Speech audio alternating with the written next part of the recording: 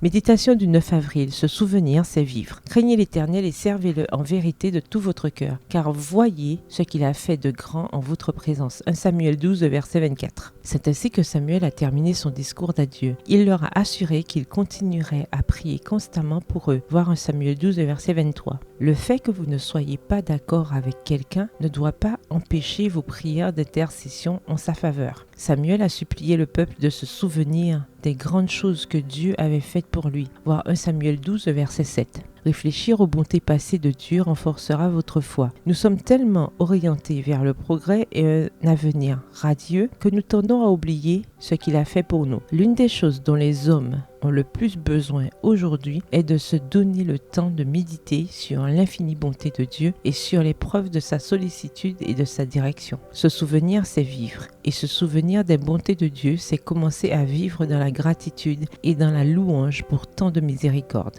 Cesser de se souvenir, c'est cesser d'être reconnaissant. Et notre vie spirituelle est en danger. Que tout ce qui respire loue l'Éternel. Psaume 150, le verset 6. Nous sommes-nous arrêtés à bien considérer les nombreuses raisons que nous avons d'être reconnaissants? Nous souvenons-nous que les bontés de Dieu se renouvellent chaque jour et que sa fidélité ne fait jamais défaut? Reconnaissons-nous notre dépendance du Seigneur et exprimons-nous notre gratitude pour toutes ses faveurs? Au contraire, trop souvent, nous oublions que toute grâce excellente et tout don parfait descendent d'en haut, du Père des Lumières. Se rappeler les bénédictions du passé protège de l'égoïsme. Un cœur reconnaissant est un cœur généreux. Lorsque nous pensons à ce qu'il a fait pour nous, nos cœurs devraient être remplis de gratitude et d'amour. Et nous devrions renoncer à tout égoïsme et à tout péché. Quel devoir le cœur pourrait-il manquer d'accomplir s'il prend en compte l'influence contraignante de l'amour de Dieu et du Christ? J'ai été crucifié avec Christ, et si je vis, ce n'est plus moi qui vis, c'est Christ qui vit en moi. Si je vis maintenant dans la chair, je vis dans la foi au Fils de Dieu qui m'a aimé et qui s'est livré lui-même pour moi. Galates 2, le verset 20 dans la version Louis II. Tenez un journal de bénédiction avec une date. Si vous vous sentez découragé